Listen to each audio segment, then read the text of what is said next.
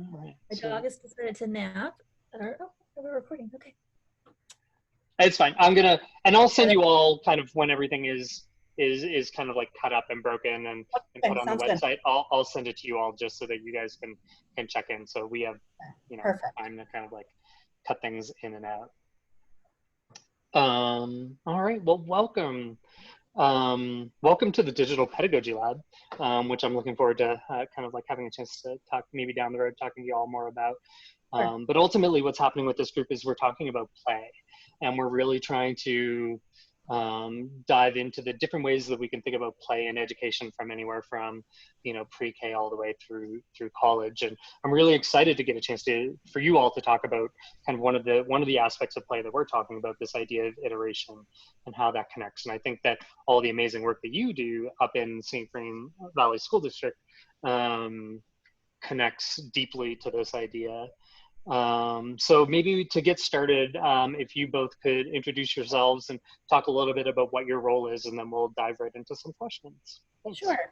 My name is Kristen Brome. I am the STEM program manager at the Innovation Center. My background is in elementary education, primary. So I was a primary or kindergarten teacher for a long time. And then I became a STEM coordinator with the district, and now I'm the STEM program manager for our district. And so what that really means is that I help to diffuse innovation into the different elementary and middle schools in our district, so that as they move into high school, they have the skill set that they need to do the types of STEM work that we're looking to have kids be able to, I guess, really manage in terms of going into industry. We want them to be able to take their skill set and move straight into industry and work with industry while they're still in high school. Thank you. Welcome.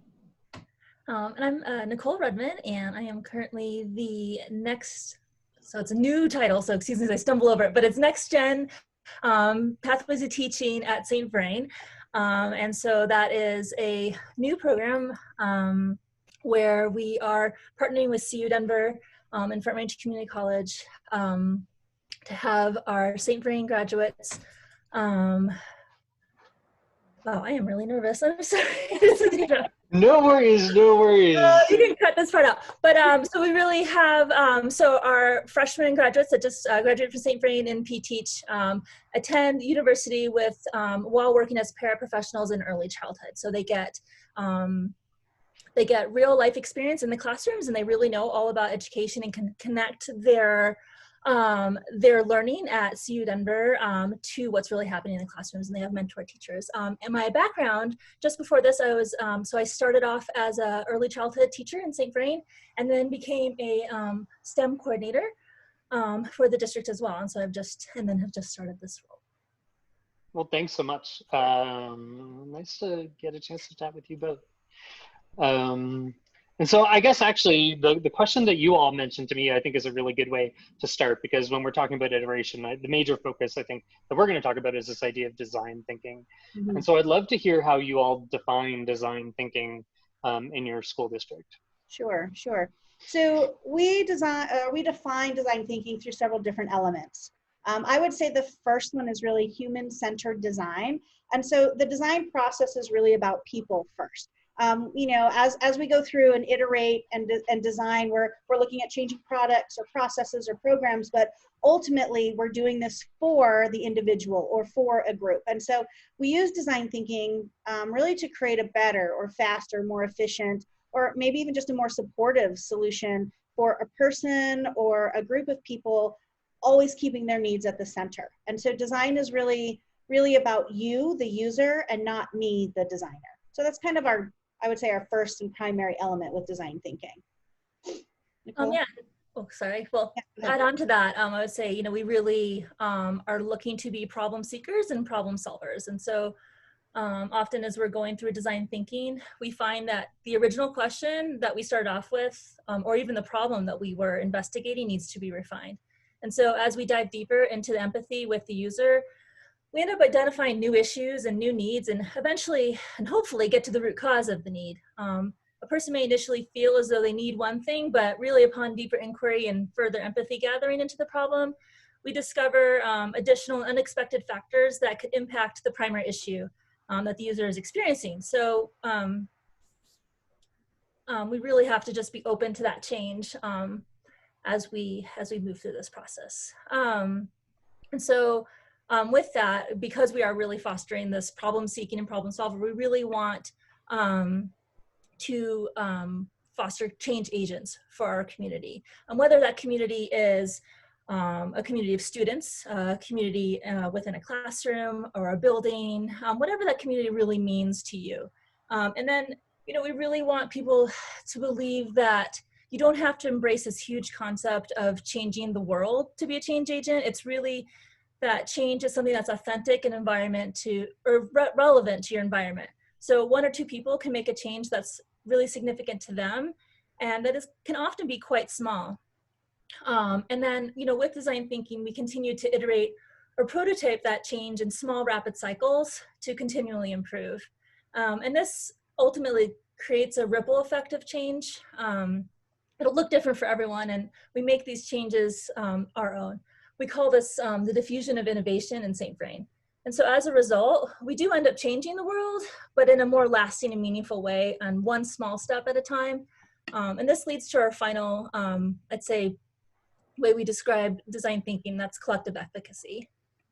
Collective efficacy, for our elementary students, developed through programs that we've created in St. Vrain, including the Innovation Academy, our preschool makerspace, our Longmont Past, Present, and Future field trip in partnership with the Longmont Museum.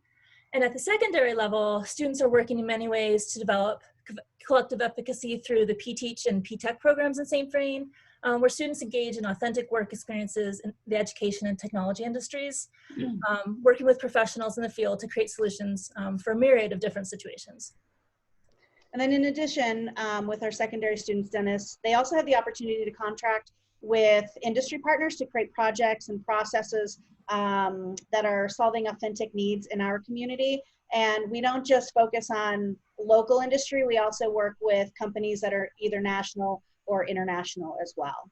And so I think collective efficacy is really important. And as we work together, we really begin to realize the power we have to facilitate change. And I'm going to quote John Hattie here. His research indicates that collective teacher efficacy, or as he describes it, a collective belief of teachers and their ability to positively affect students, is really the #1 factor in student achievement. And so we see this to be true in so many ways in St. Vrain. Nicole talked a lot about our students, but we see the value with working with design thinking with our teachers and collective efficacy with our teachers. So there are a couple of things that we do. We have 2 collaboratives where one is the Computer Science Collaborative and the other one is a Teachers Guild Collaborative.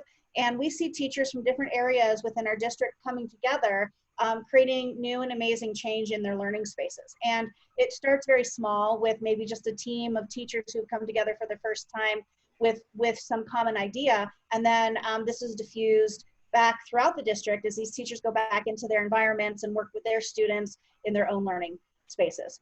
So that's kind of our overall concept of collective efficacy.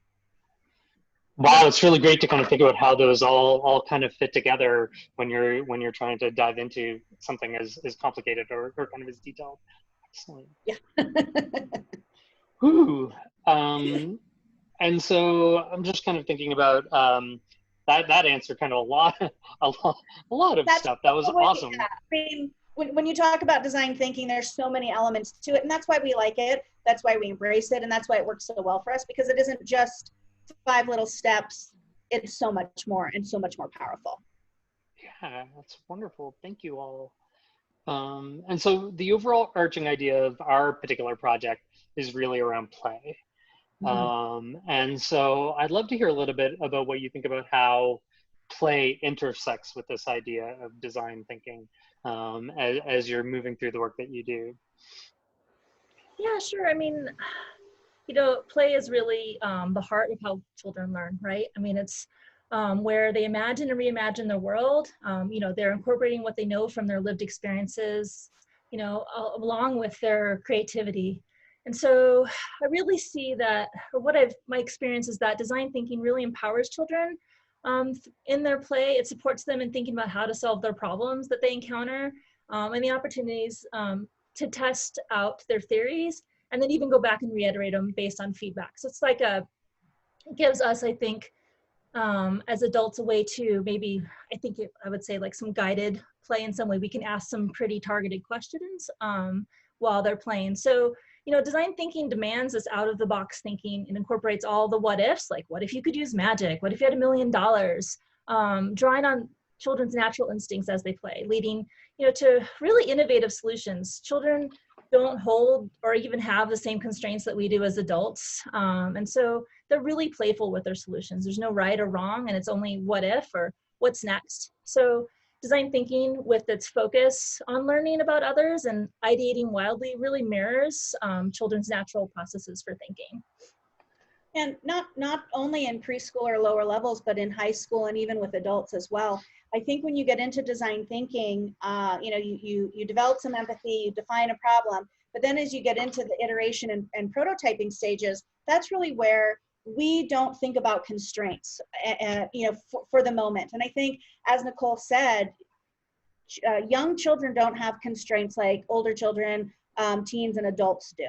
And so the process of being able to iterate as many possible solutions as you can, and the ability to build, to physically build those in a prototype, in an actual prototype, those pieces allow for that play to come out. And so, you know, I think back to one of my student designer teams, which is comprised of high school students, and we create curriculum for our elementary students. And, you know, we had to do some fancy footwork when COVID hit, and we took our in-person summer program to an online focus. And these kids had to go from developing what they were developing to be sitting in front of students to now doing it online. And through the process of iteration and prototyping, that play came out, and they were really able to create a stronger product that more kids were able to engage in, and was a good quality because of those elements of design thinking that come together. Sorry. So that play piece really hits with those older kids as well.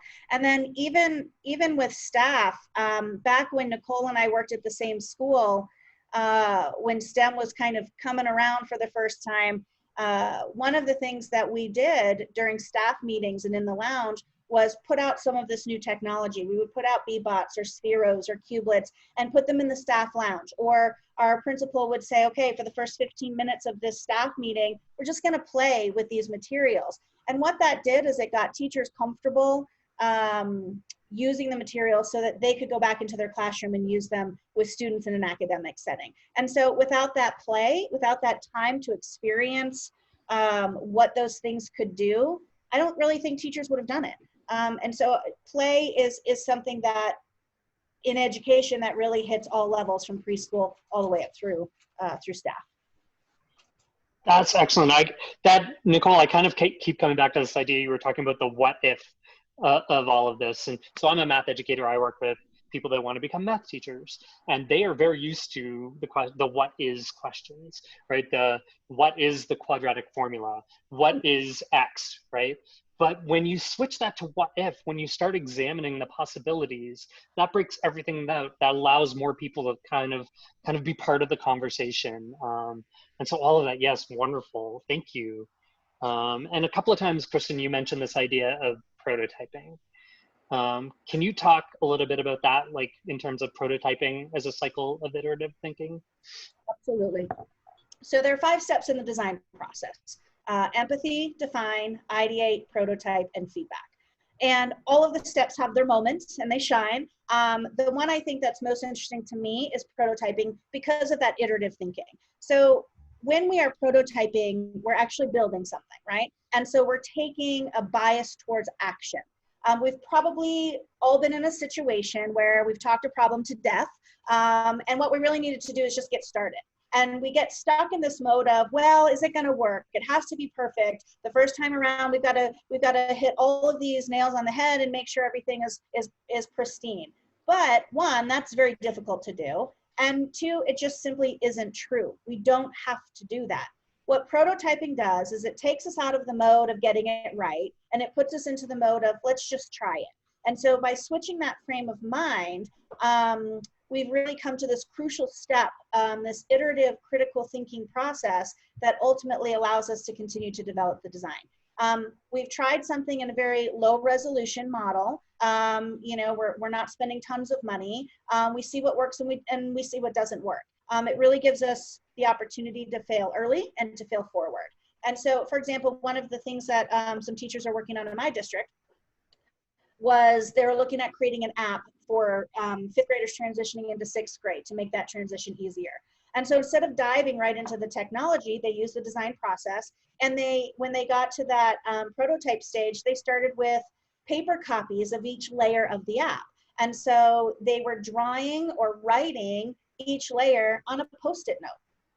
And as they went deeper and deeper into the process, they could see where they missed a step and they had to back up, or where there was a hole in some way. And so, you know, it took 15, 20 minutes, maybe an hour of their time, a pen and a stack of Post-it notes. So it's a very low resolution. And so it was a very minimal investment, low resolution. It gave them that opportunity to say, oh, that didn't work, let me throw it away. Because literally all they had to do was crumple up a Post-it and toss it in the trash. That was what they were giving up, nothing, you know? And as opposed to spending thousands of dollars on something and being very attached to it. So when we prototype in this way, it's really the perfect breeding ground for iterative thinking to take place, because we're not expected or even encouraged to hold on to the original idea. It's, this is good, how do we make it better? And we do that in small iterative steps. So that's why I love prototyping. It just makes a good idea even better. Wonderful. Excellent. Well, thank you.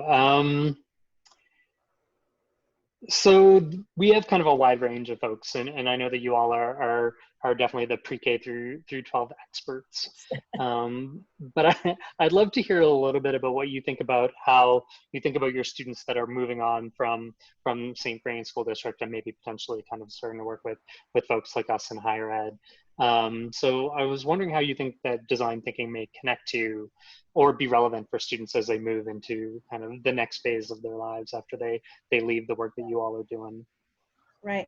I think it's really relevant. I think that there are a couple of things that happen when you really start to use design thinking. One, you develop a skill set, right? As you work through any type of human-centered process, these students are going to develop essential skills. You know, we really focus on the skills that the CDE has on their website: personal skills, entrepreneurial skills, civic skills, and professional skills. And this is all on top of or in addition to content and their experiences that they have. So they have a really vast set of skills that they can bring with them into a workplace. I think another big change in how students today are entering the workforce, as say opposed to my parents when they were entering the workforce, is this ability to problem seek and problem solve.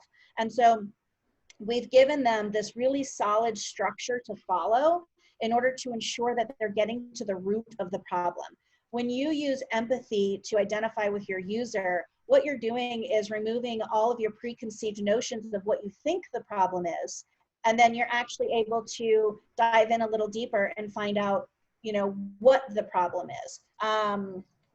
There was a design challenge I was engaged in at one point, and it was really about how do I make your morning better, right? And the person that we were interviewing went on and on and on and on about how she was exhausted in the morning, this, that, and the other thing. And through that deep empathy gathering, we come to find out that her baby wasn't sleeping. And so it really had nothing to do with the morning at all. The reason her morning was so difficult was because she didn't have a routine to get her little one to sleep so that she could sleep. So when we ended up problem solving how to make her morning better, it wasn't about, you know, a bigger, better alarm clock or more coffee. It was about her nighttime routine 12 hours prior. And so, so really being able to get to the root of an issue is really how we make change, right? If we continued working on coffee and alarm clocks, nothing would ever change for her. And that's not what businesses are looking for. Businesses are looking for that root cause, and how do we address that? And then I think that kind of leads to another point of really, these kids are agile learners. They're flexible, they're open-minded, they're strategic, they're persistent, and so much more. And I think really that the process of design thinking and the number of ways in which they use it is what makes them really marketable as they enter secondary education or the workforce. You know, and I would add to that too. I mean, all the things that you were saying earlier, Kristen, about prototyping and this like fail fast, fail often piece, I think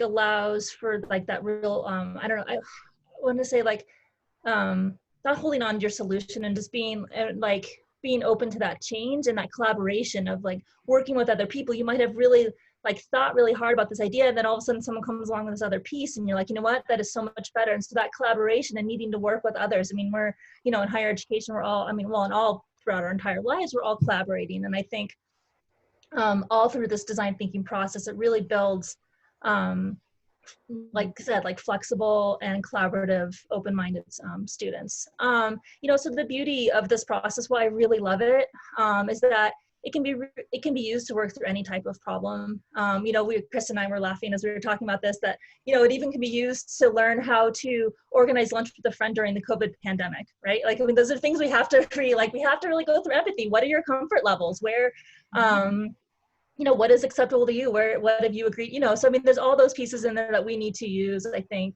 in our daily lives. But, you know, it also could be used to solve a multi-step issue for an aeronautics company. Like this design thinking process can be used, I think, in every aspect of our lives. So, you know, and once you know it, I think there really isn't a solution you can't tackle. I would agree. Wow, that's wonderful. Thank you both so much. I think that really covers a lot of the questions that we ran. Is there anything else that you all wanted to add, or kind of as we move forward? I think that design thinking can be used at all levels. One of the things that a lot of times people don't really understand is the significance of teaching things to kids when they're really, really young, and how that can set a framework for their future. And so one of the things, I'm going to put Nicole on the spot and embarrass her just a little bit, but back in the day when we were first starting this, you know, she and I were talking, and she was in her preschool classroom teaching 3-year-olds, and she was using design thinking with them to problem solve. And so when kids were fighting over a toy, you know, your first reaction is, oh, we don't take toys from other children, give it back, you know, but that doesn't really help the child. It's just, I have to now deal with this until I can get that toy back, right?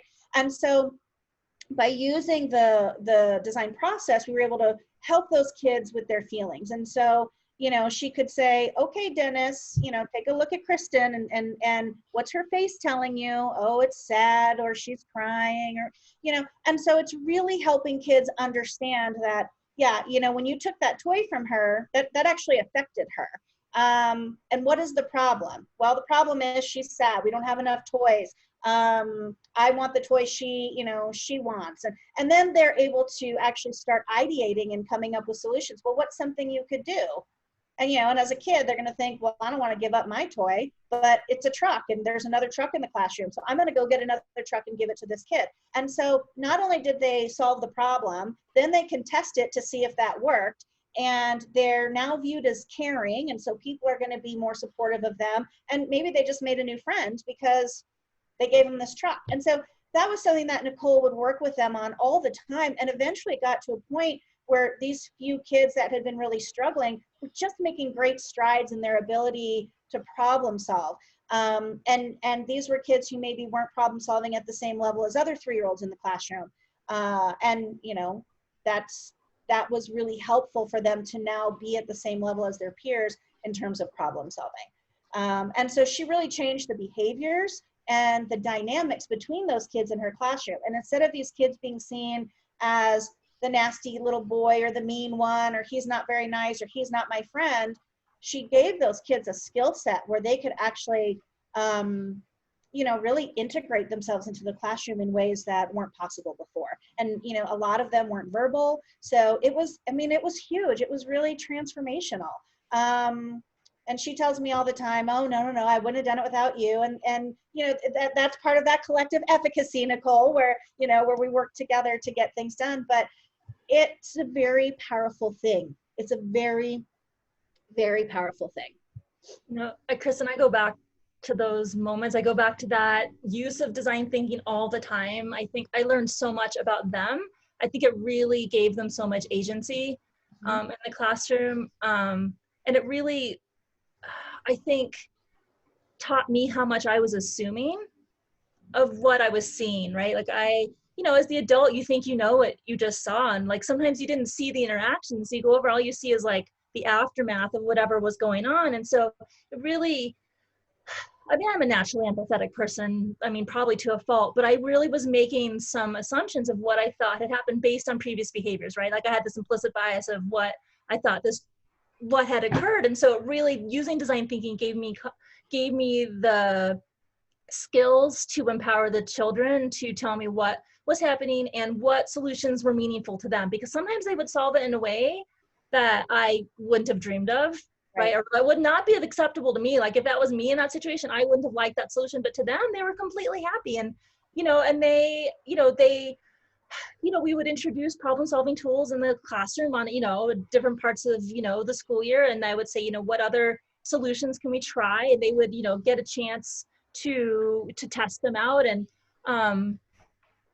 it was really empowering, I think, for all of us. I'm really grateful that you and I partnered in that way to think about using it in that manner. It was a really, I think, kind of out of the box, I think, way for me to think about using design thinking, but I think now it's so infused in my problem solving skill set. Like, I'm just really, I'm glad that you brought that up, Chris. And that one's a really, really meaningful to me. It really deeply. And you know, what you said was, and those solutions wouldn't have been acceptable to me. And Dennis, that goes back to that whole piece of what design thinking is really about. It's not about me, the user, or me, the designer. It's about you, the user. And so as teachers, we often try to put forth solutions that we think are great. And like you said, maybe it wouldn't have been an acceptable solution for you, but it was completely acceptable for this child.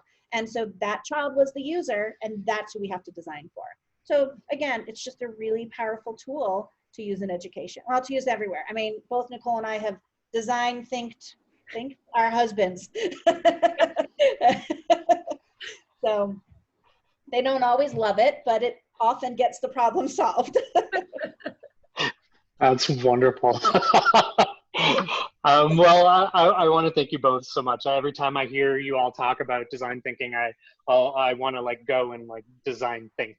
And so I really appreciate that you all are taking the time to chat, and I look forward to getting a chance to work with you all again soon. Yeah. Hopefully, the future will make it so that those things can happen. Yeah. So, well, Dennis, thanks so much.